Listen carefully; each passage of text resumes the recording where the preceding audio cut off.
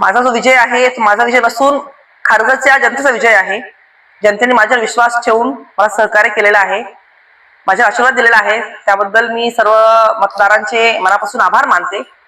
नक्कीच आपण आतापर्यंत जी कामं केली आहेत, मी पूर्वी नगरसेविका होते त्यावेळेस बरेचसे प्रश्न, पाणी प्रश्न असेल, प्रदूषण असेल, मालमत्ता कर असेल, रस्ते असतील, वाईन शॉप आहे, असे बरेचसे मुद्दे घेऊन मी उतरले होते आणि आता पुढेही मी याच्यावर काम करणार आहे।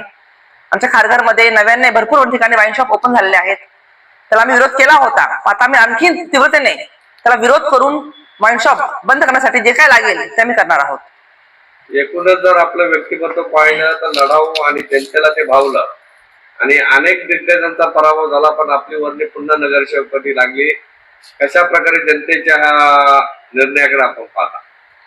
आपल्याला ऍक्च्युली टार्गेट केलं गेलं होतं, उमेदवारी फॉर्म भरण्यापासून ते शेवटपर्यंत माझ्यावरच सगळ्यांचा डोळा होता।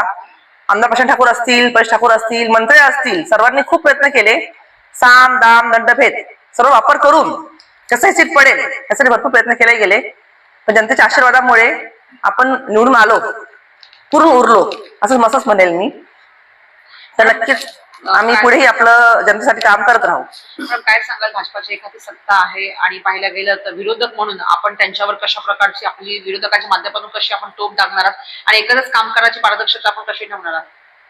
सध्या आता मी विरोधी बाकावर बसलेली आहे, तरी पण आमचे 18 नगरसेवक आहेतच महाविकास आघाडीचे, आता आमचे 7 मशाल आहेत, म्हणजेच आता शिवसेना पण आमच्यामध्ये तेवढंच आक्रमकपणे भाग घेतलेला आहे। त्याच्यामुळे आता मला संधी आहे आणि मी नक्कीच जनतेसाठी जे काय कार्य असेल, जनतेसाठी, समाजासाठी आणि आपल्या खारघरच्या विकासासाठी जे काय लागणार आहे त्यासाठी मी नक्कीच सभागृहामध्ये सर्व गोष्टी मांडणार आणि भाजप जरी सत्तेत असली तरी आम्ही कुठेही कमी पडणार नाही, एवढी मला पुरं गॅरंटी आहे। शिवसेनेची टोप लागणार आहे, बरेचशा विरोधकांनी आपली सत्ताधाऱ्यांनी आपली धास्ती देखील घेतलेली आहे, तर काय सांगा?